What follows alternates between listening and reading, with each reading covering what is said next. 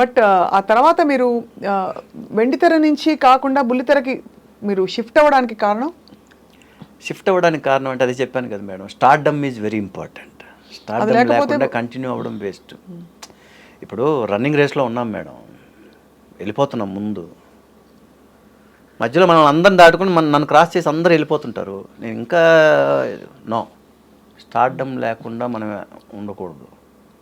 Stardom ఎక్కడున్నా కూడా మనం అప్పటికి నాకేంటంటే నేను దీనికి వెళ్ళా, మన తమిళ్ చేశా, కన్నడ చేశాను. కన్నడలో వెళ్ళిన తర్వాత వెళ్ళిన వెంటనే ఇదే కష్టం ఇంకో చోట పడదామని పడ్డాను మేడం, అంతే మేడం నేను. సో కన్నడ వెళ్ళి అక్కడికి వెళ్ళగానే పేరుది ఇది వచ్చింది, నా పేరు రాజ్ కుమార్. అక్కడ పెద్ద ఆయన ఉన్నారు, కన్నడ కంఠీరవ రాజ్ కుమార్ గారు ఉన్నారు. వెంటనే నేను చేసిన పని ఏంటంటే అప్పుడు ప్రెస్ మీట్ పెట్టాను. ప్రెస్ మీట్ పెడితే చాలామంది నన్ను అలా చూస్తున్నారు, వీడు ఏమీ చేయకుండా ప్రెస్ మీట్ ఎందుకు పెట్టాడు, వీడు ఇంత భారీ ఎత్తున ప్రెస్ మీట్ ఎందుకు పెట్టాడు అన్నట్టుగా చూస్తున్నారు అందరూ. నేను బెంగళూరులో ఇంజనీరింగ్ చదువుకున్నాను కాబట్టి కన్నడ వచ్చి మేడం కొంచెం మాట్లాడగలను. ఒకటే మాట చెప్పాను, ಇವಾಗ ನಾನು ಈ ಪ್ರೆಸ್ ಮೀಟ್ ಇಟ್ಟಿದ್ದು ಸುಮ್ಮನೆ ಇಲ್ಲ, ಒಂದು ಕಾರಣ ಇದೆ. ಏನಾದರೂ ಮಾಡಿದ್ರೇ ಪ್ರೆಸ್ ಮೀಟ್ ಇಟ್ಟರೆ ಚೆನ್ನಾಗಿರುತ್ತೆ. ಆದರೆ ಇವಾಗ ನಾನು ಯಾಕೆ ಮಡಗಿದ್ದೀನಿ ಈ ಪ್ರೆಸ್ ಮೀಟ್ ಅಂದರೆ, ನನ್ನ ಹೆಸರು ರಾಜ್ಕುಮಾರ್, ಅಪ್ಪ ಅಮ್ಮ ಇಟ್ಟಿದ್ದು ನೇಮ್ ಅದು. ಇವಾಗ ಇಲ್ಲಿ ದೊಡ್ಡವರು ಅಣ್ಣ ಅವರು ಕನ್ನಡ ಕಂಠೀರವ ರಾಜ್ಕುಮಾರ್ ಅವರಿದ್ದಾರೆ, ಆ ಹೆಸರು ಅವ್ರಿಗೆ ಇರಬೇಕು, ಆ ದೊಡ್ಡವ್ರಿಗೆ ಇರಬೇಕು. ಅದಕ್ಕೋಸ್ಕರ ನನ್ನ ಹೆಸರು ರಾಜ್ಕುಮಾರಿಂದ ರಾಜ್ ಕಮಲ್ಗೆ ಚೇಂಜ್ ಮಾಡ್ತಾ ಇದ್ದೀನಿ. ಇದು ಚೇಂಜ್ ಮಾಡ್ಕೊಳ್ತಾ ಇದ್ದೀನಿ ಅಂದರೆ ಅದು ಗೊತ್ತಾಗಬೇಕು, ಮಕ್ಕಳಿಗೆಲ್ಲರಿಗೆ ಗೊತ್ತಾಗಬೇಕು ಅಂದರೆ ಥ್ರೂ ಮೀಡಿಯಾನೇ ನಾನು ಹೇಳಬೇಕು ಆ ವಿಷಯನೇ. ಅದಕ್ಕೋಸ್ಕರ ನಾನು ಈ ಪ್ರೆಸ್ ಮೀಟ್ ಇಟ್ಟಿದ್ದೀನಿ ಅಂತ ನಾನು ಒಂದು ಮಾತು ಹೇಳಿದ್ದೀನಿ. ಇದೇ ಮಾತು చెప్పాను. ನಿಮ್ಮ ప్రెస్ మీట్ ಅವರಿಗೆ ತುಂಬಾ రెస్పెక్ట్ లేదు మేడం, నేను సిన్సియర్గా చెప్పాను. అంటే మీరు మీ మంచితనం అది, మీరు అలా చెప్పడం మార్చుకోవడం, ప్లస్ పెద్ద ఆయనకి ఎంత గౌరవం ఇచ్చారో అర్థమైపోతాను కదండి మేడం. నేను బెంగళూరులో చదివేటప్పుడు రాజ్ కుమార్ గారు సినిమాలు అన్నీ చూసేవాడిని మేడం.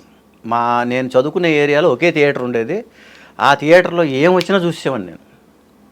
వారానికి 3 రోజులు తెలుగు సినిమాలు వస్తాయి, 4 రోజులు కన్నడ సినిమాలు వస్తాయి మేడం. అందులో అన్ని సినిమాలు చూసేవాడిని. ఆయన పాటలు అంటే చాలా ఇష్టం నాకు, ఇప్పటికీ పాడుకుంటుంటాను ఆయన పాటలు, రాజ్ కుమార్ గారి పాటలు అంత ఇష్టం. సో ఆ విధంగా మనం ఉన్నప్పుడు ఆ పేరు ఆయనకే ఇంకా మనం, అందుకని నా పేరు నేను రాజ్ కుమార్ నుండి రాజ్ కమల్గా మార్చుకుంటున్నాను. అందుకే ఈ ప్రెస్ మీట్ పెట్టాను, అంతే తప్ప వేరే ఏ ఉద్దేశం లేదండి అని. మీ ఆశీర్వాదం నాకు కావాలి అని అనుకున్నాను. మీరు నమ్మరు మేడం, 10 డేస్లో నాకు ఫస్ట్ పిక్చర్ వచ్చింది, కెంపు ముగిలు. దేవరాజు గారు నేను ఇద్దరు హీరోస్ అనమాట, బ్రదర్స్, అన్నా తమ్ముడు కథ. అది స్టోరీయే అన్నా తమ్ముడు కథ. సో అలా చేసుకుని 6 సినిమాలు చేశాను మేడం కంటిన్యూగా. నాకన్నా 1 year 1.5 year ముందు అనుకుంటా సాయి గారు వచ్చారు అక్కడికి, సాయి కుమార్ గారు. ఆయనది అప్పుడు పోలీస్ స్టోరీ ట్రెమెండస్ హిట్ అయింది. ఆయన మాస్ హీరోగా ఆయన పెద్ద హిట్ వచ్చింది. మనం ఏంటంటే సినిమాలు వస్తున్నాయి, చేస్తున్నాం, ఒక ఫ్యామిలీ హీరోలాగా వెళ్తున్నాం. ఎక్కువ మీకు ఫ్యామిలీ ఇమేజే ఉండింది మేడం. నాకే స్టార్డమ్ రావాలంటే ఎప్పుడు కూడా యాక్షన్ మూవీసే చేయాలి మేడం. అవును, కానీ మీరు హార్స్ రైడింగ్ నేర్చుకున్నారు, డాన్సింగ్ నేర్చుకున్నారు, స్టంట్లు నేర్చుకున్నారు, అవన్నీ బహుశా బయట పెట్టే పరిస్థితులు తక్కువ. లేదు, ఇప్పుడు నేను తెలుగు సినిమాలో చేసిన వాటిలో అవన్నీ చేశాను మేడం. నేను అవన్నీ సేమ్ మన రాజు మాస్టర్ గారు, విజయ్ మాస్టర్ గారు, విజయ్ మాస్టర్ గారు, వీళ్ళందరి దగ్గర నేను మన సినిమాల్లో మంచి ఫైట్స్ చేశాను, అన్నీ చేశాను. కానీ ఫుల్ ఫ్లెడ్జ్డ్గా నేనే సోలో హీరోగా రౌడీ ఎమ్మెల్యే అని అప్పుడు సినిమా చేశాను మేడం. మంచి ఇది వచ్చింది అది అంతా. కానీ అది ఎలా ఉండాలంటే మేడం, అది కిక్ బాక్సింగ్ లాగా ఉండాలి మేడం, హిట్ అది ఉంటేనే స్టార్డమ్ మేడం. అది క్యారెక్టరైజేషన్లోనే మిమ్మల్ని అలా ఎలివేట్ చేసే డైలాగ్స్ కానీ సన్నివేశాలు ఉండాలి కదా. ఉండాలి మేడం. మీ వంతు మీరు పూర్తి కృషి చేశారు అది. కానీ అలా అని నథింగ్. ఇప్పుడు మీరు చూడండి, ఇంతకాలం కొనసాగుతున్నారు, కొనసాగడమే కాకుండా మీరు ఇంటింట్లో ఇప్పుడు ఫెమిలియర్ నేమ్, చాలా ఫెమిలియర్ ఫేస్ అయిపోయారు. అందరూ మిమ్మల్ని ఇప్పుడు బాగా గుర్తుపడతారు కదా, అయ్యో బాగా మేడం, బాగా. పిచ్చి పిచ్చిగా. ముఖ్యంగా లేడీస్ మేడం. లేడీసే, అవును. వాళ్ళు ఏంటంటే వాళ్ళ ఇంట్లో మనిషిలాగా నన్ను అనుకుంటారు మేడం. అంతే, అంతే. అందుకని అందరికి ఈవినింగ్ 6 అయ్యే లోపల నేనే డోర్స్ తెచ్చుకుని వెళ్ళిపోయినట్టుగా ఉంటుంది మేడం.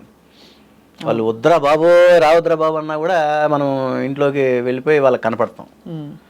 దేవుడి దయ వల్ల ఆ ప్రాజెక్టులు కూడా హిట్ అయినాయి అన్నీ ఎంత హిట్స్. మీరు అసలు ఫాదర్ సన్ క్యారెక్టర్ వేసిన ఫస్ట్ హీరో మీరు బుల్లితెరపై మీరే అని అనుకుంటున్నాను మేడం. ముందేమో ఐ నాకు తెలియదు. థింక్. మనకు తెలిసినంత వరకు at least నాకు మనం తెలిసినంత మనకు వరకు తెలిసిన అంటుండేవాళ్ళు నా పక్కన.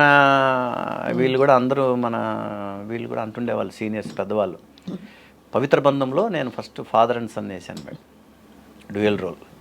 ఫాదర్ అప్పుడే ఈ మాస్క్ షాట్స్ దాంట్లోనే టీవీలోనే అన్నీ చేసి ఆ సీన్స్ దానికోసమని అలాగా అని అంటుండేవాళ్ళు. అంతకు ముందే ఏమైనా చేశాను అంటే నేను చెప్పడం వచ్చి మన తెలుగులో మేడం. అవును, మన హిందీలో ఆల్రెడీ ఎప్పుడో వచ్చేసినాయి అంట, అది వేరే విషయం. అదే మిగతా లాంగ్వేజెస్లో.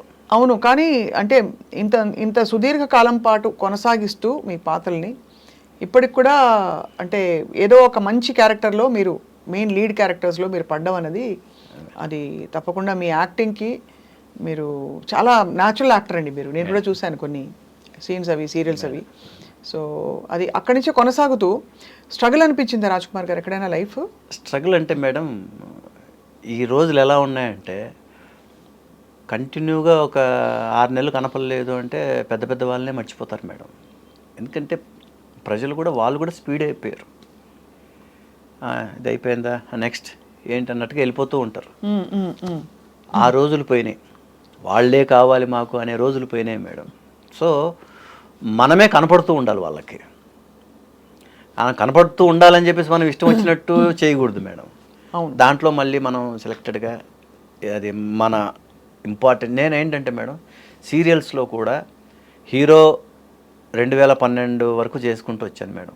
2000 సంవత్సరం నుంచి 99 నుంచి 2000 సంవత్సరం వరకు హీరోగా చేసుకుంటూ 2012 వరకు. 2013లో నా ఓన్ ప్రొడక్షన్లో సినిమా ప్రొడ్యూస్ చేశాను మేడం. బ్యారిస్టర్ శంకర్ నారాయణ అని చేశాను నేను. ఒక అందులో ఏంటంటే ఒక పెద్ద క్యారెక్టర్ని నేను షో చేసి క్యారెక్టర్స్కి కూడా మనం తెలుగులో చేయించుకోవచ్చు అని ఇండస్ట్రీకి చెప్పుకుందామని చేసుకున్నా ఆ సినిమా. సరే అది ఆ సినిమా ఆ టైంలో కొంచెం డబ్బులు పోయినాయి. సినిమా బాగుందన్నారు కానీ 2013లో 3 కోట్లు పోయింది మేడం.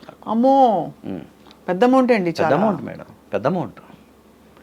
ఎందుకంటే సినిమా మొదలుపెట్టిన ఫస్ట్ శుభం షాట్ దగ్గర, దాన్ని ఏమంటారు, ఓపెనింగ్ షాట్ దగ్గర నుంచి, ముహూర్తం నుంచి సినిమా రిలీజ్ చేసే వరకు పబ్లిసిటీతో సహా అన్నీ నేనే చేసుకున్నాను మేడం. అదే టైంలో కొంచెం నాకు ఈ మార్కెట్ కూడా కొంచెం డల్గా ఉండి ఇది కూడా అవ్వాల, దాన్ని ఏమంటారు, మన హీరో క్యారెక్టర్స్కి కాదు మేడం, డబ్బింగ్ సీరియల్సా, సినిమాని మనం టీవీలోకి ఇది చేస్తాం కదా, అది కూడా అప్పుడు శాటిలైట్ రైట్స్ కూడా ఆఫ్ చేసి పెట్టున్నారు ఛానల్స్లో, తీసుకోలేదు. వాళ్ళు ఎలా అడిగారంటే షేరింగ్ దీని కింద అడిగారు, నేను ఒప్పుకోలేదు. నేను అవుట్ రైట్కి ఇస్తానన్నాను, నేను తర్వాత అది అలా ఉండిపోయింది. అప్పుడు ఇవన్నీ లేవు. ఇప్పుడు బిజినెస్ బాగుంది, ఇప్పుడు డిజిటల్ అవి ఇవన్నీ చాలా వచ్చినాయి. ఇప్పుడు 2013లో అవన్నీ లేవు, ఓన్లీ శాటిలైట్ ఉండేది అంతే మాకు. మొత్తానికి ఇచ్చారా శాటిలైట్ కది? ఇవ్వాల, నేను అలాగే నేను అవుట్ రైట్కి అయితేనే ఇస్తాను. ఓటీటీకి ఇచ్చేయండి హ్యాపీగా.